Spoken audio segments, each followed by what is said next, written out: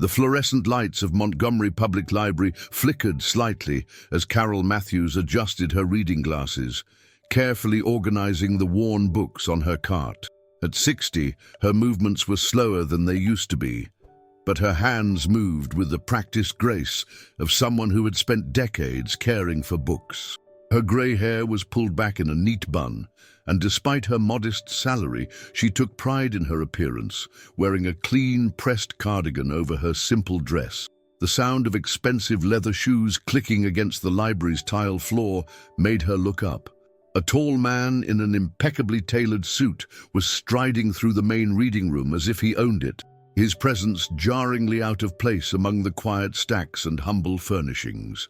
Carol recognized him immediately, Harrison Wells, the CEO of Wells Development, whose company had been buying up properties all over downtown Montgomery. "Excuse me," he called out, his voice carrying through the quiet space with little regard for the library's atmosphere. "I need to speak with whoever's in charge here." Carol set down the book she was holding and approached him with a gentle smile. "I'm the head librarian. How can I help you, Mr. Wells?" He looked her up and down, his expression barely concealing his disdain. "You're in charge. I was expecting—" He paused, clearly reconsidering his words, though his meaning was clear enough. "Never mind. I'm here about the property assessment." Carol's heart sank. She had been dreading this moment ever since she'd heard rumors about Wells Development's interest in the library building. "Yes, we received the notice. But Mr. Wells, this library has been serving the community for over 50 years, and it's sitting on prime real estate that's being wasted," he interrupted, pulling out his phone and checking something. "Look, Ms. Matthews, Carol Matthews." "Ms. Matthews," he continued, his tone dismissive, "this building is outdated, underutilized, and frankly, in the way of progress. We're planning a modern commercial complex that will bring jobs and revenue to this area. Surely you can understand that's more valuable than a few dusty books." Carol felt her face flush, but years of dealing with difficult patrons had taught her to maintain her composure. "Mr. Wells, with all due respect, you don't understand what this library means to our community. We're not just books. We're a lifeline for many people." He glanced around the quiet room, where only a handful of elderly patrons sat reading newspapers or working on the library's dated computers. A lifeline. For what? Playing bridge and reading romance novels? Come on, Ms. Matthews, be realistic. When was the last time this place made any real difference in someone's life? Before Carol could respond, a commotion near the entrance drew their attention. An elderly man had just walked in, his face beaming with pride as he clutched a piece of paper in his trembling hands. "Ms. Carroll!" he called out, his voice filled with excitement. "I did it! I read the whole letter from my granddaughter all by myself." Mr. Wells watched with barely concealed impatience as the man, who must have been in his 70s, hurried over to them as fast as his cane would allow. Carol's face lit up with genuine joy. "That's wonderful, Mr. Johnson. I knew you could do it." The elderly man's eyes were glistening with tears of pride. "It's all thanks to you, Ms. Carroll. 6 months ago I couldn't read a word. And now," he held up the letter like it was made of gold, "now I can read my granddaughter's words with my own eyes." Harrison Wells shifted uncomfortably, his expression flickering between annoyance and confusion. Carol turned to him, her voice quiet but firm. "Mr. Wells, this is Thomas Johnson. He's one of the hundreds of adult learners who have participated in our literacy program over the past 5 years." Thomas nodded enthusiastically. "Ms. Carroll's program changed my life. I was too ashamed to tell anyone I couldn't read, not even my own family. But she never made me feel stupid or worthless. She just helped me, one word at a time." Wells's phone buzzed, and he glanced at it impatiently. "That's a touching story, but individual cases don't change the economic reality. This building is home to the most successful adult literacy program in the state," Carol interrupted, her quiet voice carrying an unexpected authority. "Would you like to see the numbers, Mr. Wells? Or perhaps you'd like to meet some of our other students. We have doctors who learned English here after fleeing war-torn countries." We have grandparents who can finally read bedtime stories to their grandchildren. We have people who got their first jobs after learning to read and write in this very room. She pulled a thick binder from behind the circulation desk and opened it, revealing pages of carefully documented success stories, statistics, and thank you letters. This is what you call underutilized. These are the lives you're dismissing as worthless. For the first time, Harrison Wells seemed to really look at Carol Matthews. Behind her modest appearance and gentle demeanor, he saw something he hadn't expected. A woman of quiet determination and unwavering purpose. But before he could respond, another voice called out from across the room. "Miss Carroll, is everything all right?" A small group of elderly students had gathered near the literacy program's reading room, watching the exchange with concern. Carol recognized them all. Mrs. Chen, who was learning English to help in her daughter's restaurant. Mr. Rodriguez, who wanted to read his late wife's letters. Ms. Washington, who was determined to get her GED at 72. As Wells took in the scene, something shifted in his expression.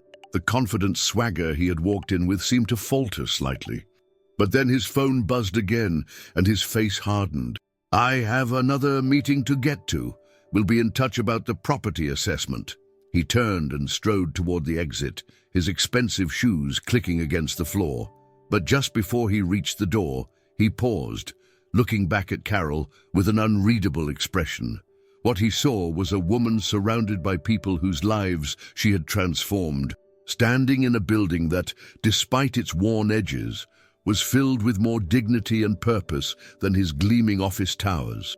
Without another word, he left, leaving Carol to return to her work.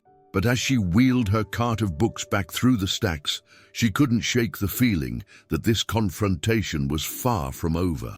Something in Harrison Wells's final glance told her that he had seen something that disturbed his carefully constructed worldview, and she knew from experience that such moments could be the beginning of profound change.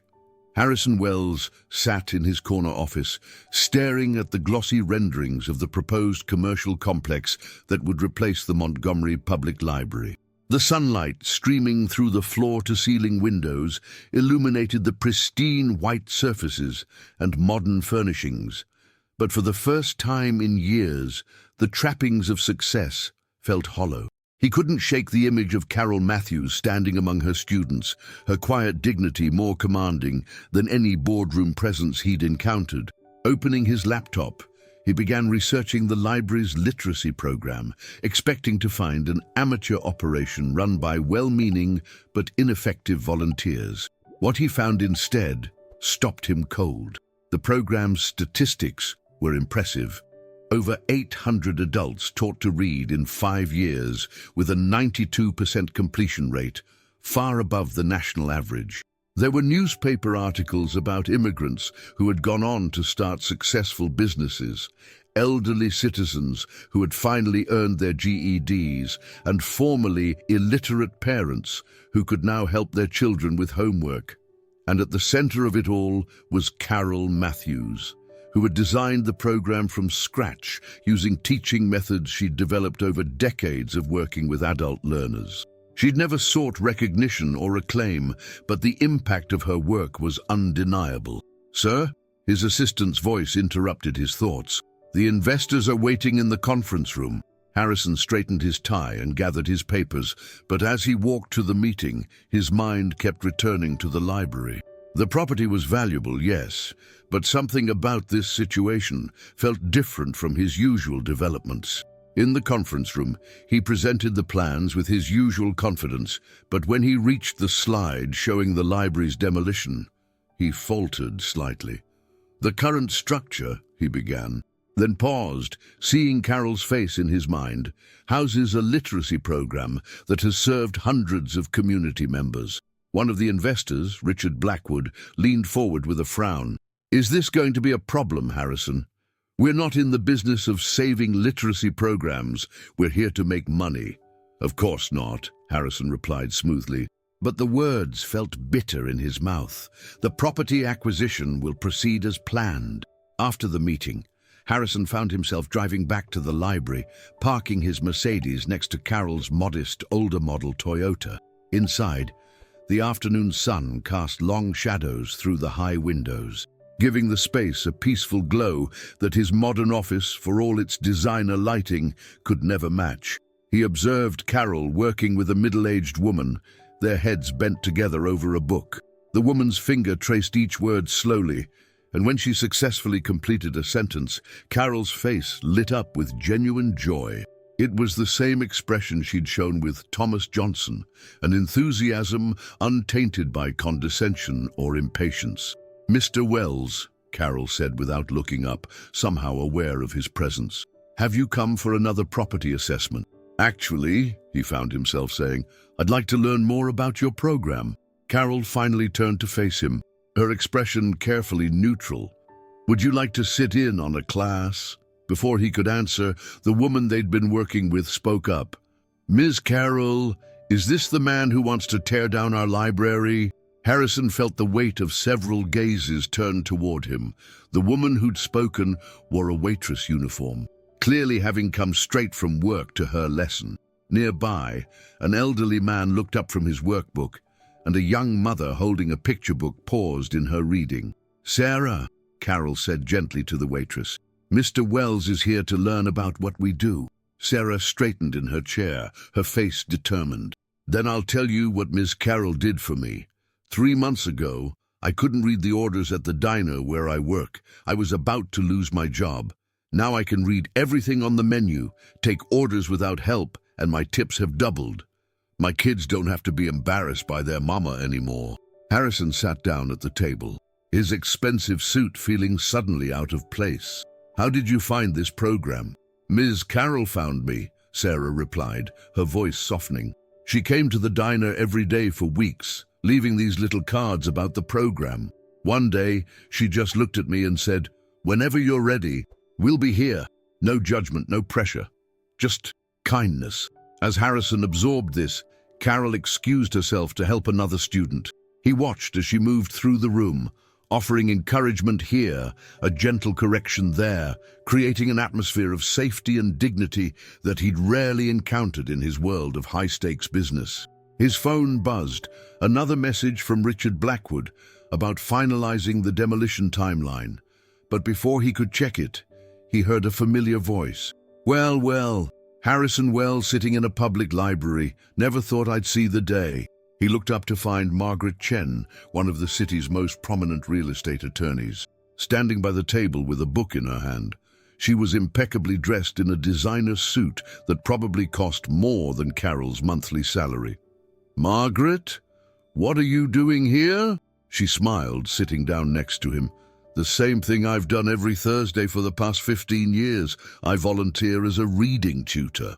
Her expression grew serious. "Carol Matthews taught my mother to read English when no one else could help. Mom was 65, spoke only Mandarin, and had never learned to read in any language. Everyone said it was impossible. Everyone except Carol." Harrison felt something shift in his understanding. "Why didn't I know about this? About any of this?" Margaret's smile turned sad. "Because people like us don't usually look closely at places like this. We see property values and development opportunities. We don't see the lives being changed within these walls." She paused, studying him. "But you're seeing it now, aren't you?" Before he could respond, a commotion near the entrance caught their attention. A group of reporters and photographers was filing into the library, led by Richard Blackwood himself. The investor's face wore a triumphant expression that made Harrison's stomach turn. "Perfect timing!" Blackwood announced loudly, his voice shattering the library's peace. "We can get some press coverage of the announcement." Carol appeared from between the stacks, her face concerned but composed. "I'm sorry, but photography isn't allowed in the library without prior permission, and we need to maintain a quiet environment for our students." Blackwood's smile didn't waver. "Oh, this won't take long, Ms. Matthews. We're just here to announce the library's closure date and the exciting new development that will be replacing it. Harrison, come join us for the photos." Harrison stood frozen, caught between the world he'd always known and the one he'd just begun to understand. Carol's eyes met his, not pleading or angry, just watching to see what choice he would make. In that moment, as cameras flashed and reporters waited expectantly, Harrison Wells realized that this wasn't just about a property deal anymore. It was about what kind of man he wanted to be and what legacy he wanted to leave behind. The cameras continued to flash as Harrison Wells stood in the suddenly crowded library, feeling the weight of all eyes upon him. Richard Blackwood's smile had taken on a predatory edge, while Carol Matthews remained perfectly still, her presence a quiet counterpoint to the chaos erupting around her. "Harrison," Blackwood prompted, his voice carrying an unmistakable warning, "the press is waiting."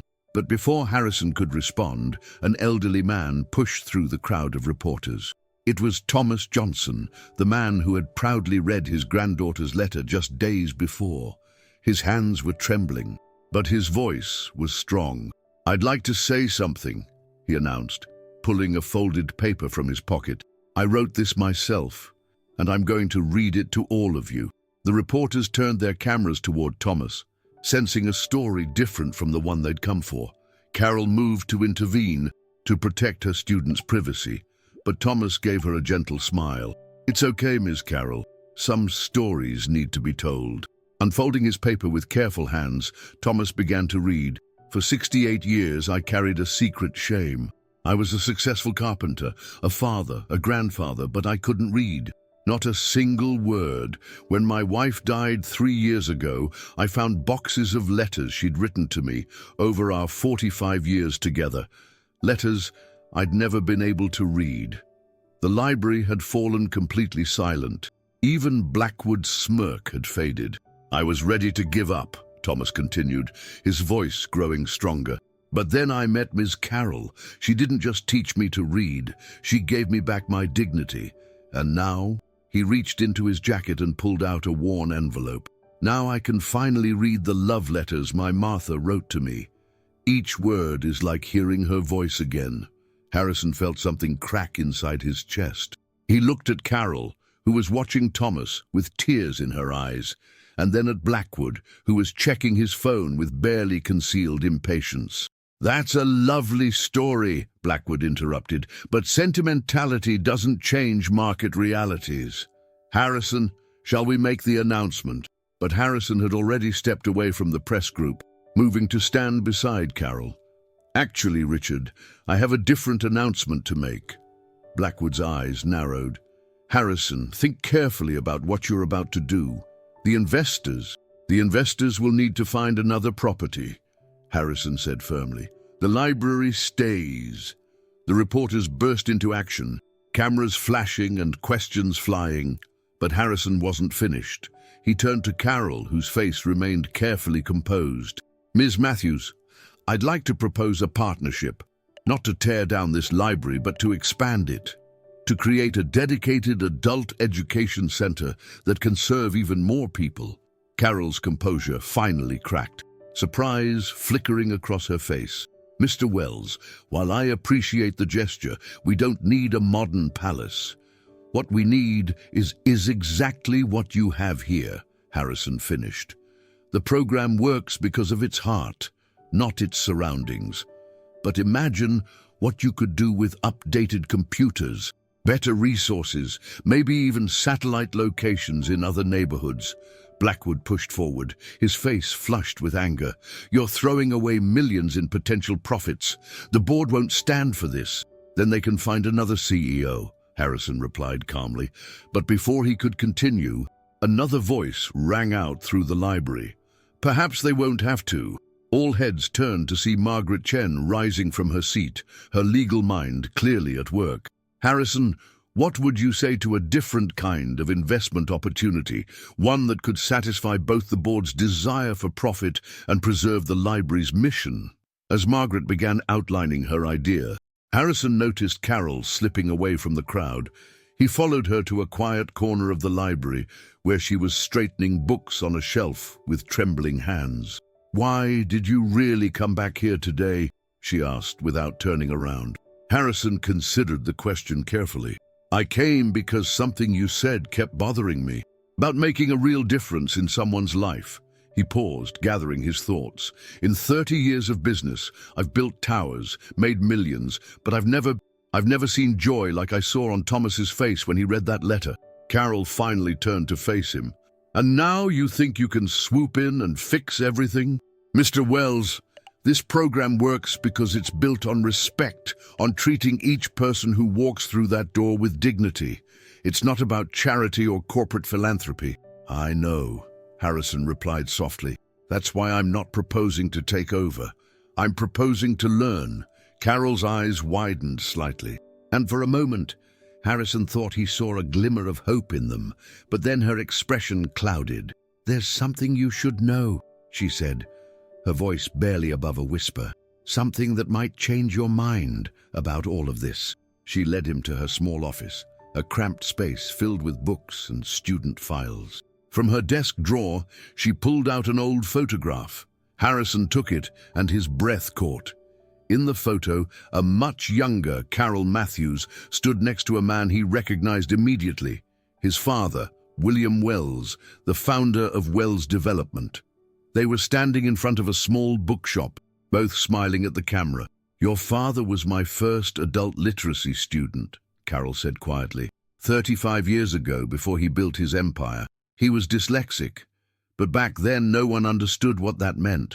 They just thought he was slow or lazy. He came to me determined to learn, to prove everyone wrong. Harrison stared at the photo, his hands shaking slightly. His father had never mentioned this, had never given any indication that he'd struggled with reading. He'd always seemed so confident, so in control. He made me promise never to tell anyone, Carol continued. He was afraid it would hurt his business if people knew. But he also made another promise, that the bookshop where we worked together would always be protected. That bookshop became this library, Mr. Wells. Your father kept his word all these years, making anonymous donations to keep it running. I thought you knew. Harrison sank into a chair, the photograph still in his hands. He died before he could tell me, he whispered. All these years, I've been trying to live up to his legacy, thinking it was about building bigger, making more money. But this was his real legacy, wasn't it? Before Carol could respond, a commotion erupted from the main room. They hurried out to find Richard Blackwood engaged in a heated argument with Margaret Chen, while reporters circled like sharks, sensing blood in the water. This isn't over, Blackwood was saying, his face red with fury. You may think you can protect this place, but there are other ways to force a sale. By the time I'm done, there won't be a library or a literacy program left to save.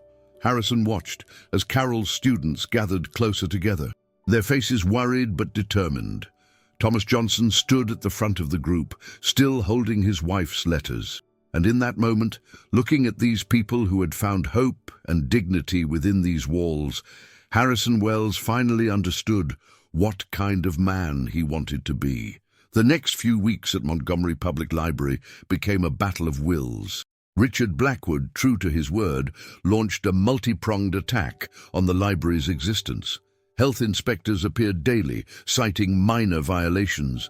Anonymous complaints flooded the city council about noise and parking issues. The library's funding suddenly came under intense scrutiny, with accusations of mismanagement. Harrison watched Carol handle each challenge with quiet grace, but he could see the toll it was taking on her. Dark circles formed under her eyes as she worked late into the night, responding to endless demands for documentation and attending emergency board meetings. Yet every morning, she was there at 8 o'clock sharp, ready to teach her students with the same patience and dedication as always. One evening, as the sunset painted the library's worn walls in shades of gold, Harrison found Carol at her desk, surrounded by papers, and looking more exhausted than he'd ever seen her. You should go home and rest, he said softly.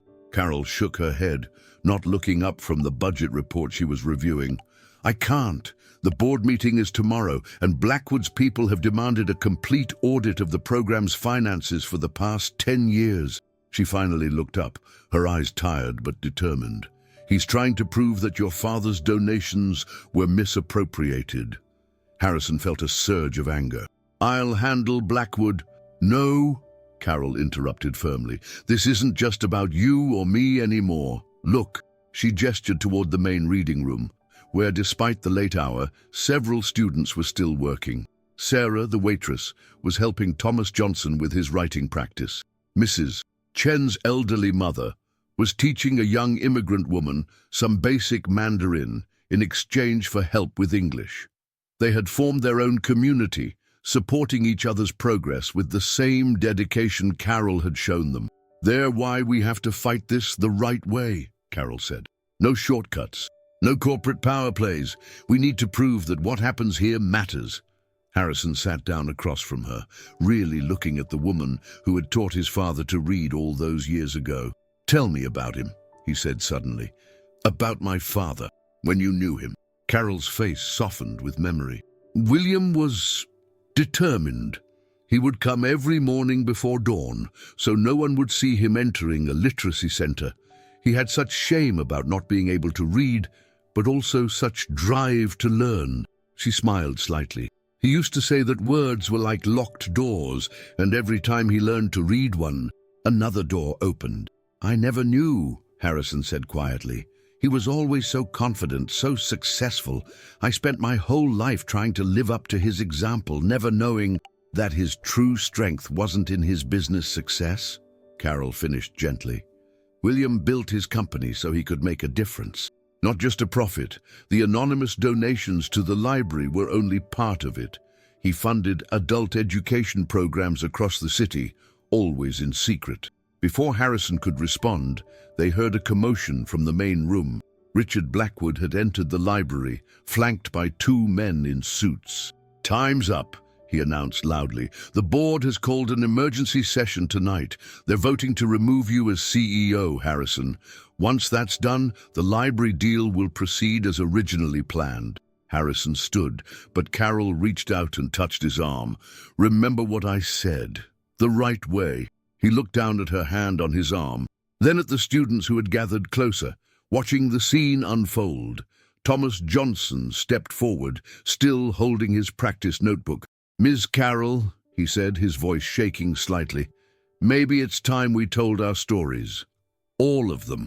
Sarah, the waitress, nodded, pulling out her phone. "My cousin works at the local news station. They've been asking for interviews about the library situation." More students stepped forward, each offering their own connections. A nephew who worked at the city paper, a daughter who ran a popular blog, grandchildren with large social media followings. They had all been quiet about their literacy struggles before, but now they were ready to speak. Blackwood scoffed.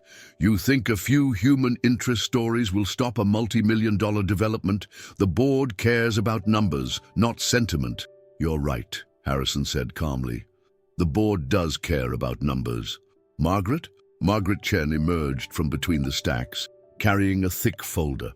"I've spent the past 3 weeks analyzing the actual impact of the library's literacy program.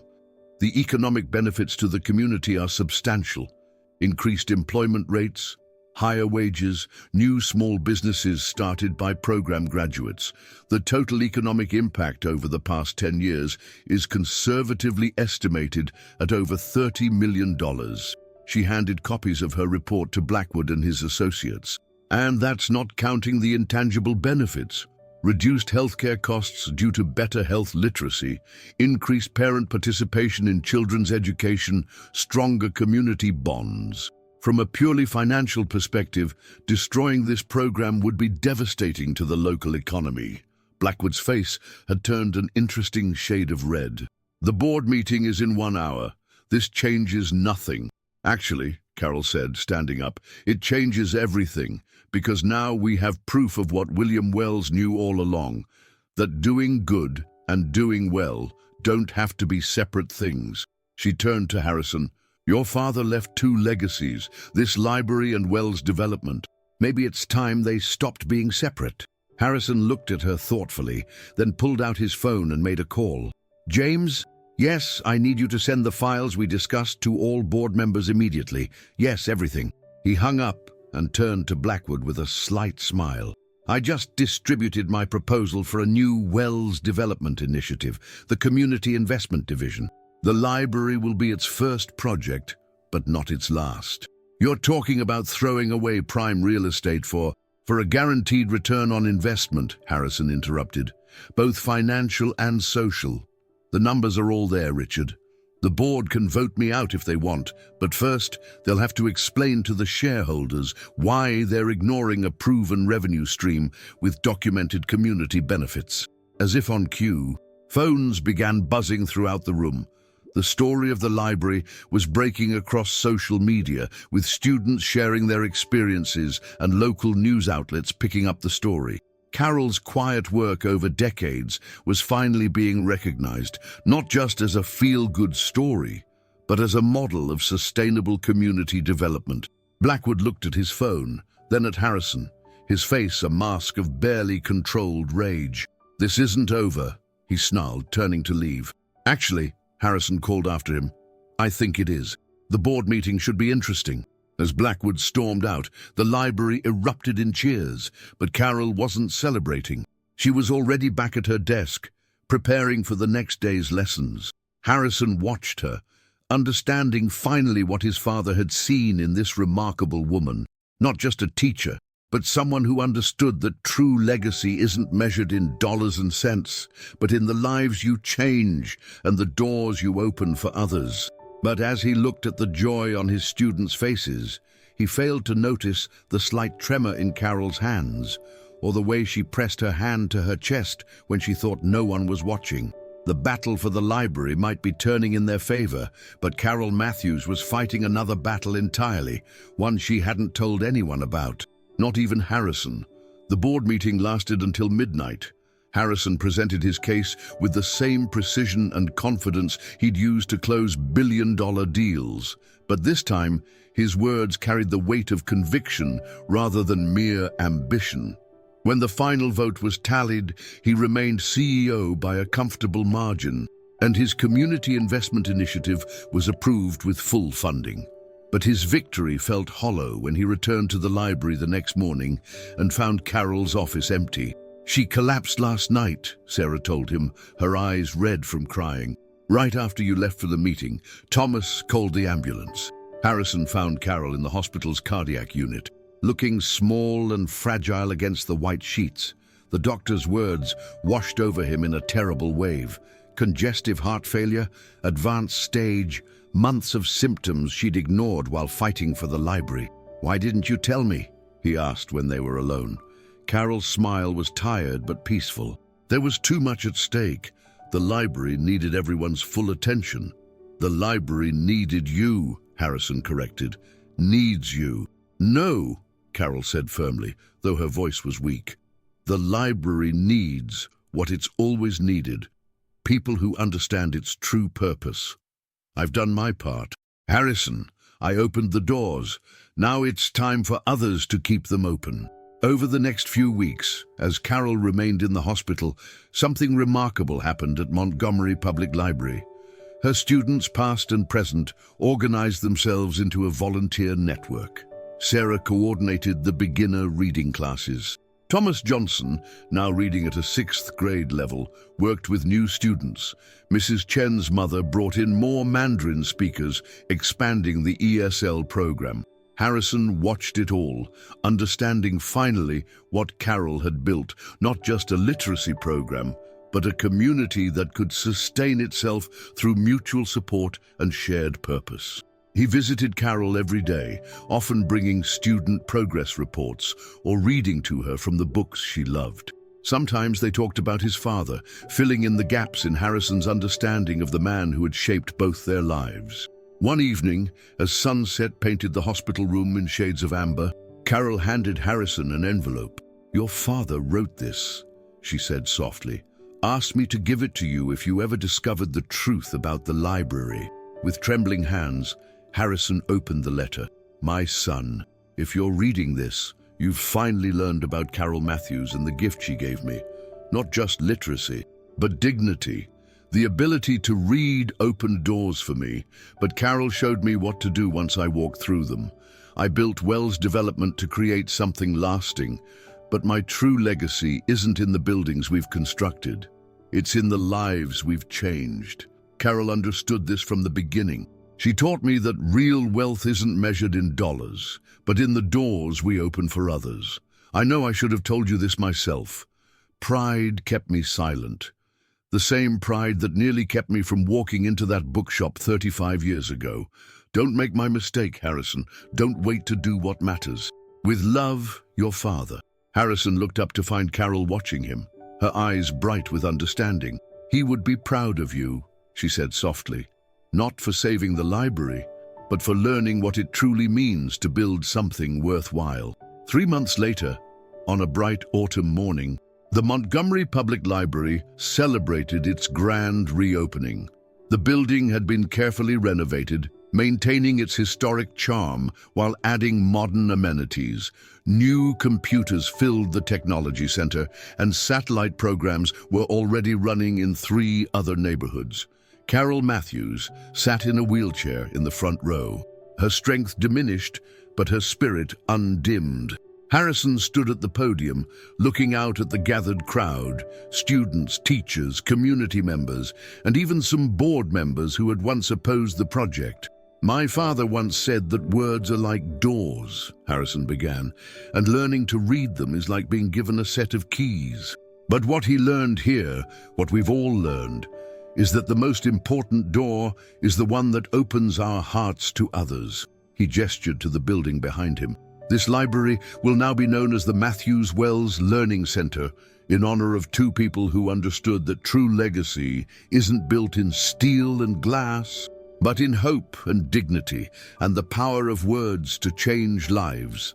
Carol's eyes filled with tears as her current and former students gave her a standing ovation. Each one held a book, their first successfully completed read, their first written story, their first letter home in a new language.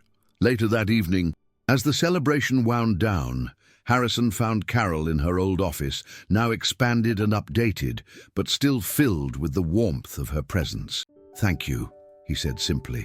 Carol smiled, touching the new nameplate on her desk. "For what?" "For teaching my father to read, for showing me what his legacy really meant, for proving that one person with enough dedication can open doors that change the world." "We all have that power," Carol replied. "Sometimes we just need someone to show us where the keys are." As they sat together in the quiet library, surrounded by books and the echoes of countless lives changed, Harrison Wells finally understood what his father had learned all those years ago. Success wasn't measured in the height of your towers or the size of your bank account, but in the doors you opened for others and the lives you helped transform. The Matthews Wells Learning Center continued to grow. Its program replicated in cities across the country. Carol lived to see 3 more satellite centers open, her methods and philosophy touching thousands of lives. When she finally passed away 2 years later, her memorial service was attended by hundreds of her former students, each with a story of how she had helped them find their voice, their dignity, and their place in the world. Harrison Wells continued as CEO of Wells Development, but the company's focus shifted. The Community Investment Initiative became its most successful division, proving that profit and purpose could coexist. He never forgot the lesson Carol had taught him, that the greatest legacy we can leave is not in the buildings we construct, but in the lives we help rebuild, one word at a time. And in the quiet corners of libraries across the city, people continued to gather, opening books and opening doors, their stories adding new chapters to the legacy of a woman who understood that everyone deserves the chance to find their voice and tell their tale. On Carol's desk in the Learning Center, now preserved as a reminder of her work, sits a framed quote that she lived by. "Some build walls, others open doors. Choose to be a door opener, for in lifting others, we rise ourselves." It was a lesson that had transformed a struggling carpenter, a determined businessman, and countless others who had walked through the library's doors. And it continued to transform lives, one word, one story, one open door at a time. What would you have done in Harrison's place? Has someone ever changed your life through a small act of kindness? The way Carol changed so many lives through her dedication to teaching. Sometimes the greatest transformations come from unexpected encounters. The story waiting for you on the left of your screen will touch your heart just as deeply. Another tale of redemption, hope, and the power of human connection that will leave you believing in the extraordinary impact one person can have. Every like, comment, and subscription helps us continue bringing you these powerful stories of transformation, hope, and the quiet heroes walking among us. Share your thoughts below. What touched you most about this journey? What moments made you reflect on your own life? Your support keeps these stories alive, allowing us to reach more hearts and remind everyone that in a world focused on building walls, there are still people dedicated to opening doors. Subscribe now to join our community of storytellers and believers in the power of human connection. Together, we can keep spreading hope one story at a time. You won't want to miss what comes next. The story waiting for you holds another journey of redemption that will move you just as deeply. Click to the left and let yourself be transformed once again.